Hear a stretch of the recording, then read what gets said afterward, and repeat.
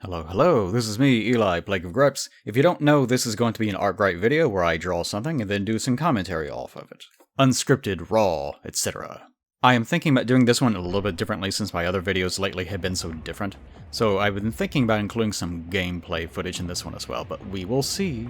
So this is a video about Atlyss, which is that game with the buxom furries that you may have been seeing here and there. That's probably the best way to describe it. It's sort of one of those, I don't know, meme games that comes out every so often that people dip into for a little bit and then, either forget about, or it sort of gains traction and holds firm for a while before fading into the ether, the big-tittied ether. So I definitely had the experience of being told about the game and then going, I don't care. And then later having the game basically just shoved into my mouth and being told, you will play this. So I played it. So whenever I loaded it up, I instantly recognized, oh, it's this game. I had that experience, because you probably have been seeing some radiant imagery of one of two NPCs, most likely. Because there's really only two that people care about. It is the one that looks sort of like Toriel from Undertale, and then there's another one that is basically an opossum that sells things. There's also like a big, masked, muscular man giant NPC, and there's also smaller ones that are peppered through the world that are less distinct and a little bit more cartoony looking, so as a result, they're less porny, so people don't want to draw them quite as much. But which one am I drawing? I'm drawing Angela, which is the goat mom one, since she's kind of, the face of the game, I suppose. Now, your creator characters sort of follow the same suit as far as the proportions of the characters. You can technically make a male character, but you don't see them too often for probably apparent reasons. And honestly, I chose to do this video because it's something that has just been a thing lately, and it's come up in the Discord a couple times. So I figured, well, I'm already doing this, I may as well make a video about it. But there is really not that much to say about it. I will talk about it, don't worry, but there isn't much to say about it. Most of its draw is just the comedy of presenting it as this sort of weird, porny thing that isn't really explicit in any meaningful way. Which coincidentally is sort of like my appeal as well. People will show off something that I've done, and it'll be that moment of, oh, what in the world is this? And then after that, once you get into it, like, you realize there's really nothing in here that's really worth being upset about. Although, in my case, I have depth, I have character. I'm a deep person with a reservoir well of inspirational things to say and so on. Point being, that's why I decided that this video might be a little bit different, and I wanted to truncate it a bit. Although the drawing itself took me absolutely forever, because I could not settle on an actual pose. I ended up cranking the speed up to 2,000% on these, on the footage that I captured, so it's probably going to go by pretty quickly, so I'll try to get this out quickly. Now, the game aesthetic sort of looks a bit Undertale-y sometimes, and again, that's mainly because Angela looks so much like Toriel. And it's possible that the creator took inspiration from that. I'm sure as we see people that grew up with the game get a little bit older, they're coming into their teens, they're making their first games, they're, exploring that, you're probably going to see more and more of that sort of thing. And I think that's already happened. Whether that's the case or not, I don't know, just an idea. Now, I wanted to mention, I have no idea why the three core NPCs are all giants. Typically, if you're playing, say, a Dark Souls, a FromSoft game, the enemies tend to be bigger than the person because you're playing in third person and you need to be able to see over them. So some people have said it's weird that you're playing as a child with G-cup breasts. Like, well, no, they're not kids, it's just the only three NPCs that really matter are all gigantic for some reason. And that's it. Presumably everyone's an adult or whatever's going. I don't care. I don't care about the lore. We're all little deviants just running around being deviants. That's all I need. That's all I need, baby. Now, I appreciate that in the character creator, not all of the species are just, rabbit, goat, mouse. Their sort of core presentation is. A lot of them are sort of horrible homunculi that are combinations of different kinds of animals, and they have body parts that you can choose that aren't necessarily related to, being a mouse or being whatever. Like the rabbit sort of group has, which Angela is, I'm assuming. She's that rabbit species thing. I can't remember their names and I'm not going to look it up. Go look it up yourself, I don't care. But they have horns, so they're more like jackalopes, but at the same time they also have long tails that almost look a little bit more lizard-like. It's very strange. But I appreciate that it's different. I don't mind that at all. Plus, there's enough customization, enough, not quite enough, but enough, that you can make several different things. So what I did was I went through and took my existing OCs that I've done for things like Scary Lessons, and just tried to see if I can make those in the character creator. And in my case, not many of my OCs have giant thunderous omega knockers, but that's kind of what you end up having to make. Because unfortunately, it's almost impossible to make a character that does not have thunderous omega knockers. I got the comment over Discord, wow, your character's breasts are so massive. Like, accusing me of something. This is as small as I could get them. This is as small as the game lets me make the chest. I can't do anything about it. Also, I will point out that the imp class overtly is just Midna. Like, if you want to make Midna, there you go. Seems very directly inspired by that. So, even if you have a mouse character, then you can end up using it as a base and make something that looks more like a raccoon. Pretty good. I like that. That's good. And even though the game has this sort of, porny overtone to it in a way, you stop noticing it almost immediately because there's really not much of it there.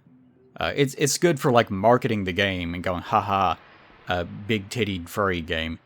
Really, there's nothing really going on. There's no porn in it, obviously, and there's barely even anything to register anything sexual in any way. You kind of have to really zoom into the characters and pay attention to even really notice it most of the time. And also, I mentioned that you really have to constrain the proportions to rein them in to make them look even remotely like a person. You can inflate these things so much that they stop looking like models. They're just sliding blobs, just pillows that are floating around on the ground. This is something that's always not bothered me, I guess. It's none of my business. But I've noticed it with fan art sometimes, that, especially if it's like sexualized anyway, that sometimes people will crank up proportions so high that the characters just become inflation. And it's not inflation porn, it's just the characters' physical dimensions are so exaggerated that they stop looking humanoid. At which point, there's no longer any sense of attractiveness to them in any way. It's some sort of... obviously it's a fetish, but it's some sort of particular fetish that is so distant from me that I don't register it and I don't understand it. It has no appeal to me at all. And this game does seem to do that to some degree. Now, thankfully, Angela is a little bit reined in, a little. Her proportions are just cartoony enough, like she has a giant head, for example, and very, very tiny feet and so on, that her proportions don't really bother you too much, visually. But there are some of them, like if you make a mouse character in particular, because there's something about the way that they're hunched forward. Their proportions are a bit strange, and also their posture is also kind of messed up. And they seem like they're designed for that aesthetic of just really inflated person. It feels like someone had a thing from meaty women, but then took it a step too far, and it's hyper-exaggerated. So that sort of hyper-exaggerated look is something I never really gravitated towards. I've had some people in the past want to commission me things, and like, draw this character except give them really, really big tits. And I was like, okay, I'll do that. I don't really have any interest, but I'll do that. And then they'll come back and like, well, make them bigger. And I'll eventually reach this point of, okay, this is so laughably huge that it's just like I'm drawing a circle. What are you attracted to here? I'm just drawing a circle that technically there's like a creature that's attached to it somewhere behind the circle. I don't get it. I just don't understand. It's one of those internet things where... I mean, yes, it's me. Part of the joke of my brand is this sort of thing. But at the same time, it's still a joke for me. Like, I'm attracted to real... I'm attracted to actual women in real life. I have tastes that don't correspond to things being furry creatures that are so bloated that they encompass the entire canvas. So I think it's natural that I don't really get it. I'll draw it for fun, but then whenever you ask me, like, you ask me that question in particular, then my answer is no, and also, what are you? Anyways, the point being, if you're going to want to make something that's like, flat as justice, just a flat-chested lady, you're going to have a hard time. The game does not want to rein itself in. And it goes so far in the other direction that you'll make abominations that are clearly made to be abominations. It's like the Dark Souls 2 character creator, where sure, the slider stops here. If you want, this does a recommendation. Hint, hint, be sure to make something that'll meme the game so that it'll market it for us. It's like that, I guess. It's just weird that you can't rein it in even a little bit. Anyways, point being, not to my taste exactly, still kind of funny, but again, you stop noticing it almost immediately. It's sort of similar to in animation, you want to have a model that flows correctly. It's like, take Dragon Ball for instance. Towards the end of Z and in Super and so on, a lot of the character designs were very hyper-detailed and had lots of shading, and they were very jagged because they were drawn almost as pictures. They weren't drawn for animation. So whenever you had to animate them, there was a lot of work that went into it, which resulted in a lot of the models being kind of static, and, it's just hard to make them move. Whereas whenever we hit, specifically Dragon Ball Super Broly, we hit the Nahiro Shintani, I think that's what his name is. The Shintani designs. They're clearly reined in, so there's less detail, there's more emphasis on, like, clean movements. I don't know how to explain this in the time frame that I have. But basically, you just want the animation of a human body to be able to flow in such a way that you can do your in-betweens and movements and such so that it's very fluid, and you don't have to worry about, the jaggedness of it. And if you want impact, you can do that because you can adjust the model to look like that and so on. So if you have a character design that is just like a ball, you can't do anything with it. So when these characters are zooming around the screen, most of the time you're not really seeing any motion because the character designs are so bloated, both in terms of their chibiness and also their proportions, that it's so congested that you don't really see any motion in their movement. So there's that, plus the movement itself, like, you're so zoomed out, you're not really seeing anything anyways. The textures are also kind of pixelated. It's not really something that's meant for high fidelity, so it's not accentuating any detail or anything. So even the game itself will let you make these, these sexual abominations, but it doesn't really focus on it, and you just don't notice it. Anyways, but there is, for example, a vanity system in the game where you can concentrate on trying to make your character look as quote-unquote nice as you want them to look, so that whenever you pause the game and actually zoom in on your character, then you can get whatever it is that you're getting out of it, I guess. The vanity system is not good, though. It needs resources per item, like crystals, in order to get the vanity, transmog system to even work. So I decided not to even bother with it till max level. And I know a lot of people have been complaining about it as well. It's probably one of those things that's going to get worked out in the future. The game does have plenty of early access issues. It doesn't really have a map, so it's easy to get lost or forget where you are.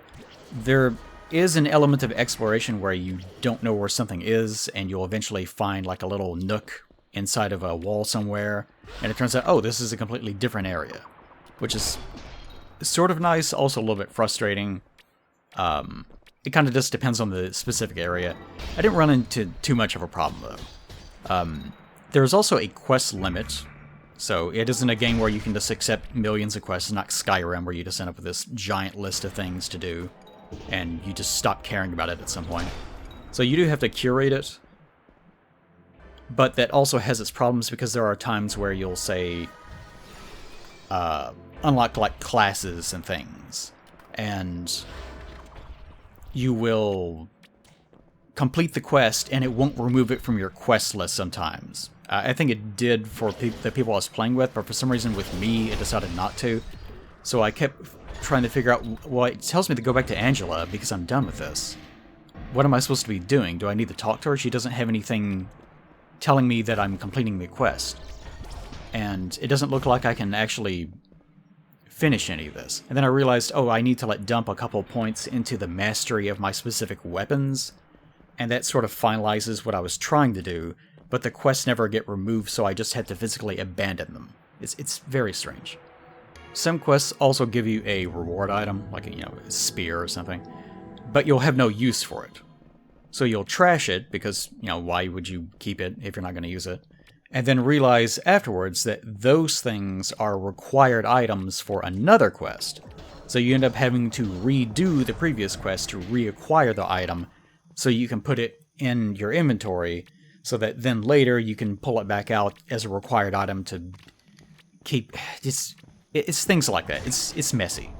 Most of the quest does come down to go kill this number of monsters and, hope they drop something. But it is also difficult to track where the monsters even are, other than looking it up online or memorizing absolutely everything's name, which, I don't feel like you can do it. There's not that many enemy types in the game, and some of them are recolors or they're slightly bigger things that look a little bit different, so it's kind of easy to get them confused sometimes.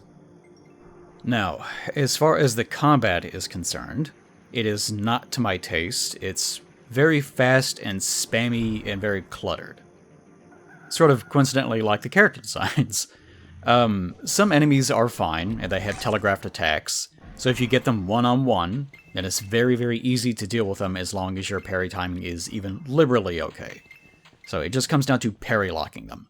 They can kill you very easily if you mess up, but you can just freeze them in place and very slowly over time whittle down their health, even if you're under-leveled. Whereas some other enemies have strange animations that are kind of hard to see them telegraph, and sometimes you don't really register that they're doing anything, which I guess is intentional. And often a lot of their attacks have these larger sort of AoE effects to them that are not really painted very well. Or they have effects, but after you see the effect, it's already too late. And even if you're in multiplayer and they aren't targeting you, then you end up getting hit anyways.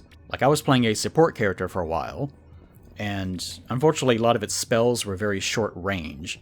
So I was trying to walk up behind them in the middle of a fight to stun them at, this short range sort of burst attack. But they were close enough that their random attacks against my friend would inadvertently damage me and sometimes kill me even though they weren't even looking at me. And because their animations don't really register, from behind especially, then you just, end up getting hit all the time because the enemies are massive, their attacks are massive, and you are very small and your range is small and so on.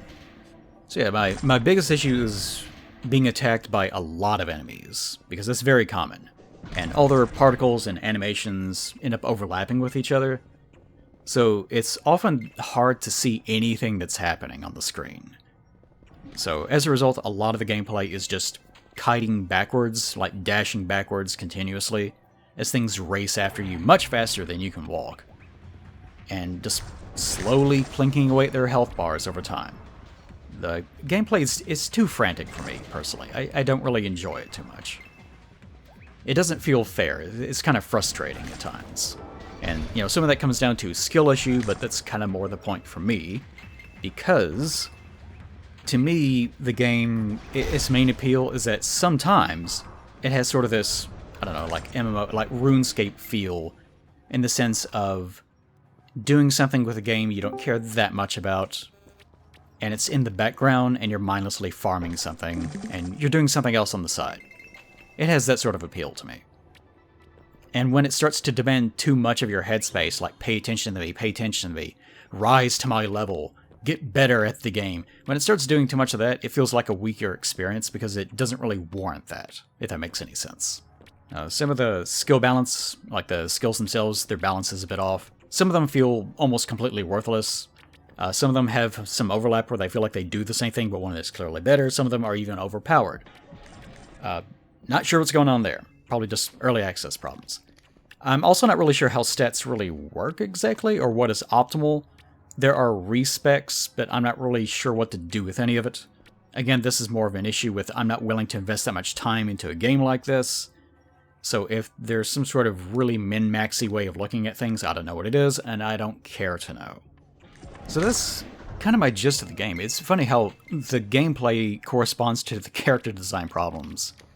Where a lot of its issues are, for both sides, is there's too much congestion, there's not enough focus. It has its appeal, but it's also very messy. Which, you know, that's absolutely fine. I love that games like this exist, where even if they aren't going to be the new hit of the summer that takes the world by storm, you don't need to aim for the moon with every release of something. Something I try to get on to people about is that they have this mentality of, I need to keep working on this, I need to keep working on this, I need to make it perfect. You don't need to, just make things. I'm not accusing the game of being poorly made in this case. Just, you know, it's not perfect. It's clearly not perfect, but that is absolutely fine. Often, the things that can inspire this the most are things that are imperfect. That's something I've been talking about lately. That if something has lots of flaws with it, it's easy to project onto it and see things that you can fix or expand upon and so on. And that ends up creating more engagement than something that would be perfect, that you engage with only briefly and then walk away from, having taken really nothing away from it. Because there's not as much inspiration, because there's not much to work with intellectually, I guess. Now, my Sons of the Forest video that I released sort of recently did very poorly in terms of views. But it also released around Thanksgiving, like the day before or something. So I anticipated that happening. But anyways, in that video I talked about how there is a lot of value to community with different aspects to approaching the gameplay. That is, games are made more fun by playing them together, and with specifically the Forest, you don't necessarily have to build anything, you don't necessarily have to fight anything. You can approach the game in all sorts of different ways. Those are two things that I identified as being aspects to games that I really enjoy. This game feels like it was made for multiple people, because there are roles. You know, I played a support role, sort of. It wasn't much of a support role, but it was there. And a lot of the gameplay is so messy that it really feels like you absolutely need to have other people in order to sort of spread out the threat of things. Like, for example, if you go down during the middle of a fight, the progress is sort of saved, but the enemies will quickly start regenerating their health unless they are in combat. So if one person goes down, you'll have the situation where one person is racing to get back, especially if it's two people, before the other person goes down, so that the enemies will not regenerate their health because the health pools are kind of inflated. Also, that's sort of another complaint I didn't really bring up, is that often, if you're in like a dungeon of some sort, you have to go through all these traps, and it's not like a Dark Souls problem where there's a bonfire right next to the boss. Thank goodness for that. But the inverse problem is that so much of the level is about trying to do like jumping puzzles that it can get very tiring trying to die and then race your way all the way back through a level where most of the supposed content was the platforming. So you're effectively having to redo the whole puzzle all over again. Redo the whole content, just to be able to get back to the encounter that you died in, because the encounter itself was not particularly fair in the first place. Potentially, depending on your level and so on. So, again, messy. So again, it really feels like it's made for multiple people. And I think there is PvP, I ain't touching that though. That's probably, the idea, no. But also, like I said, another thing I value is having multiple approaches to gameplay. This game does not really have that. This is all you're doing. If I'm showing any gameplay footage, this is what you are doing and that is it. There's no, construction, there's no different approaches to things, just, you see the monster, you fight the monster, which is absolutely fine. Why not? Okay, but that's it for the gameplay. I'm surprised I managed to talk about it for as long as I did.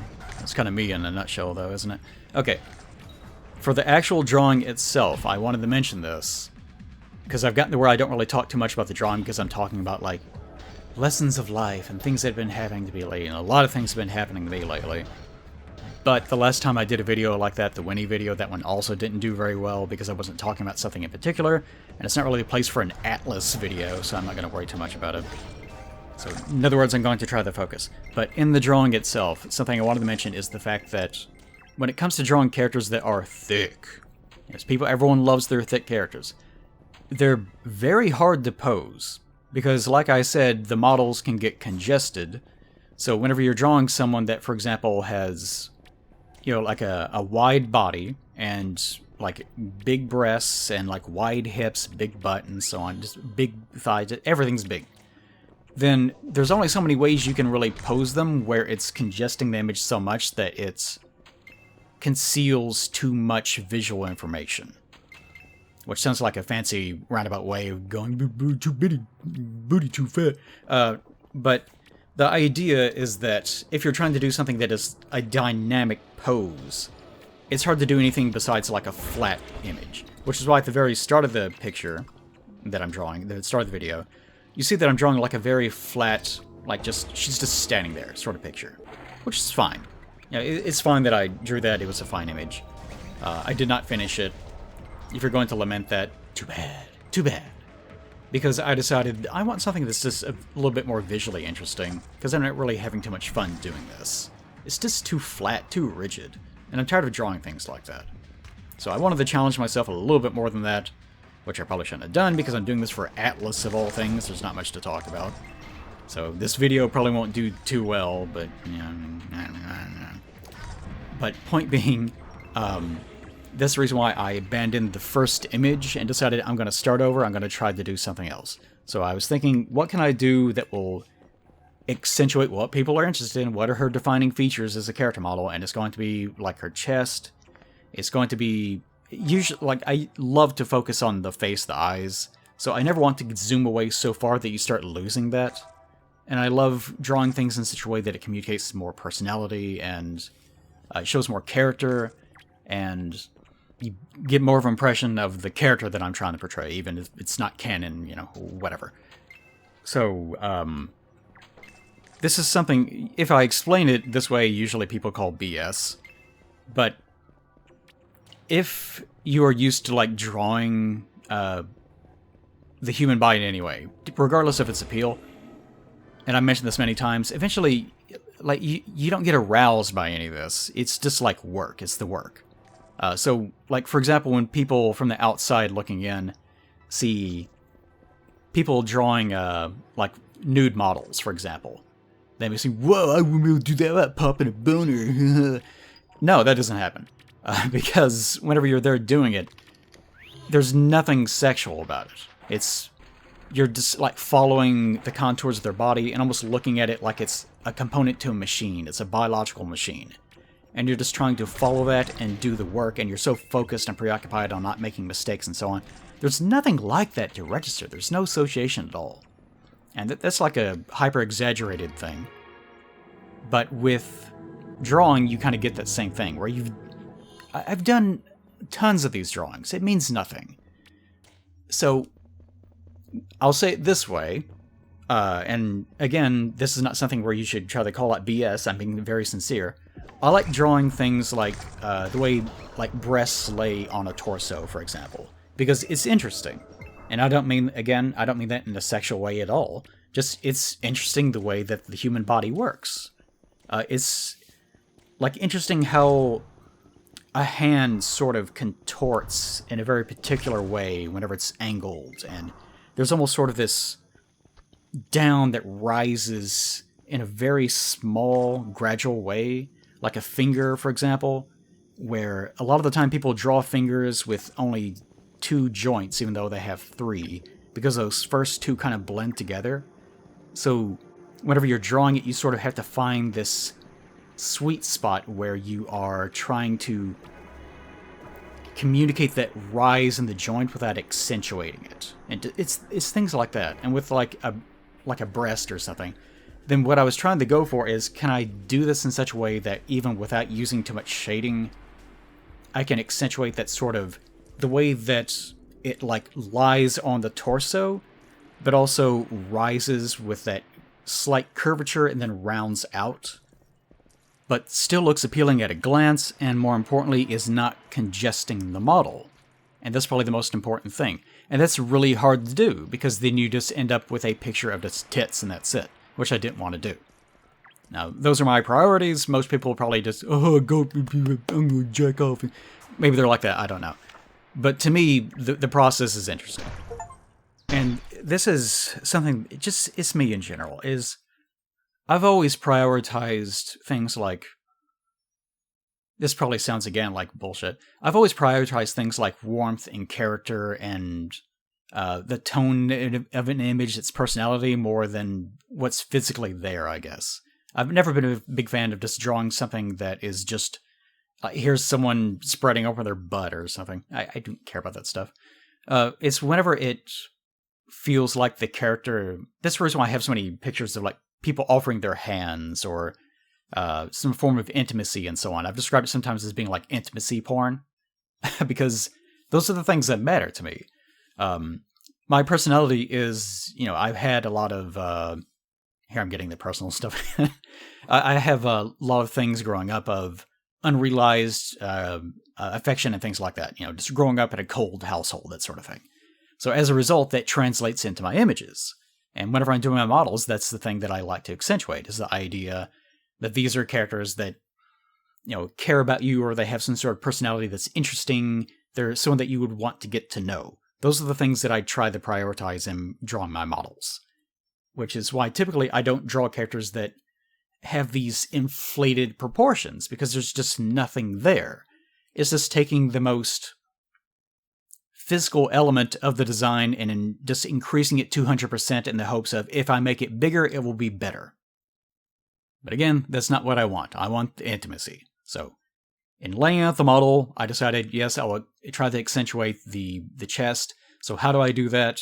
I need to get them away from the body, because if I look at it straight on, that is a flat image. If I look at it from the side, that is too overtly just demonstrating the form. I need something that is like presented from the front, from almost not an isometrical, but like a 3/4 angle, that also is accentuating the form without it being the most direct thing to look at. Because I also want to accentuate the face. So what did I end up with? Her slightly dipped over in such a way that like her breasts are like, falling, like dipping, so they're moving away from the body, but also rising back up so you get more of the face. Just, that's what I was going for. And I think I did an okay job. Again, I sort of rushed through this picture because I don't have too much faith in this video doing particularly well. I asked this question to Mark lately, totally not Mark. We were having a discussion about this because I was worried about my view counts and things like that. Because, content creators these days, especially, everyone's views are going down across YouTube. I mentioned this before. I know you don't care about this, but how do we make the people that we like successful on YouTube? And unfortunately, the answer is watch time. From what he's described to me, and from what he knows internally, the only thing that really matters as far as the algorithm is concerned is no longer like engagement, or whether it's well received, or what the content is, or really anything. Like views don't matter. It's just watch time. It's how long do you stay engaged with the video, which makes some degree of sense. I don't see why advertisers would really care, because all advertisers care about is whether people click on the video and then see their ad. Why would the advertiser care how much time they spent on the video? Makes no sense. I guess the idea is that the watch time is supposed to be indicative of how engaged people are with their overall product, so that advertisers, because they're not looking at what they're advertising, they're not looking at the channels, they're just seeing, does this person have people that watch them consistently the whole way through whatever it is that they just made? Because there's lots of videos, lots of channels that just make crap, where the thumbnail is meant to farm engagement, and sure, their advertisement gets seen as a result at the front end of the video, but because people immediately click away from it, they have a negative association with the ad, I guess? Maybe that's what they're going for? I don't know. But it's very irritating trying to keep up with this stuff as a result. Which is why I always direct people to the Patreon. Please, I almost never mention it because I don't like bothering people. Please go to the Patreon. Just $1 a month helps so much. These, less so than it used to whenever I started the Patreon. I thought, yeah, I could live off $2,000 a month. It's more difficult these days. But even the smallest amount helps a lot. I really appreciate the people that have been giving me $10-something a month for years now. I really appreciate you guys. You really have saved my life. I really appreciate you a lot. I can't communicate that any more clear than I am now. But that's where it stems from. I'm a big fan of security, and as you get older, you're going to value things being secure way more. Like relationships, you want to make sure that the person that you're with, they are there. They're not going anywhere. You like knowing that you have friends and they're not going to go anywhere. You don't have to worry about them escaping your life, absconding. You don't have to worry about being betrayed. You don't have to worry about losing people. You don't have to worry about losing things. It's just like old people thoughts, right? And even for younger people, especially this day and age, people are prioritizing more and more the sensation of this is secure. This is comfort food. The idea that things need to be gray and tense and realistic and dramatic and gritty. That's more of a 1990s, 2000s thing. We've sort of crested that culturally, and now we're back at, no, I just want security and comfort. So that's why whenever I draw things, that's where that's coming from, that same sort of mentality. And I know a lot of younger people are that way as well. They don't want the confrontation anymore. Like they just want knowing there is someone that will be reliable, that will always be there. You know, for me, or they will always at least just be there. And even with their entertainment, I know I can go back to them and they will still be there. So that's also what I'm trying to do. In my drawings, I'm trying to communicate this idea that the characters are warmth. They are security. They're a character that is not going to judge you. They're not a character that is going to be a source of criticism or disdain or hatred and so on. Just love, comfort. I love accentuating these things in my work. I love trying to communicate them in my videos. I know this is an Atlyss video, got a little bit weird at the end, but I hope you get what I'm going for. Because again, the whole point with Atlyss for me was this is sort of maybe comfort food. I can shut my brain off. If you want to glance over at the characters ever so often and be like, haha, big titties. And that's it. Like, it's very stupid. We all need stuff like that. I come from a very, like, repressed religious background where I was raised in the 80s where, you know, everything was bad. Like, Dungeons and Dragons were a tool of the devil and marijuana was the most evil thing that you could do to your body. And it was all like that. So as I've grown up, I've realized it's okay to, like, be a pervert in a sense. Like, you don't want to be a pervert to the people around you, but to have that sort of outlet of being able to be stupid is fine. It's good to have an overt sexual dimension to yourself, and it's good to be able to have a child version of yourself.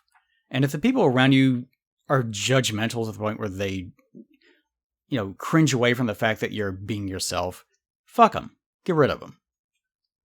So, in comparison to Atlyss, it's a game where overtly someone's got a thing for this proportion, and that's being translated in their game. If they don't like it, fuck them. Now, it's not my thing personally for a lot of reasons, as I just described.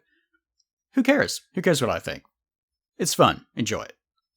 Okay, but now that I've gotten that video about Atlyss out of the way, back to Discord, where I can watch cartoons in the middle of the night while I work on other things. Because I am a source of security for people around me as well, and I love being that for other people. I am your weird friend, Plague of Gripes, and I will see you next time.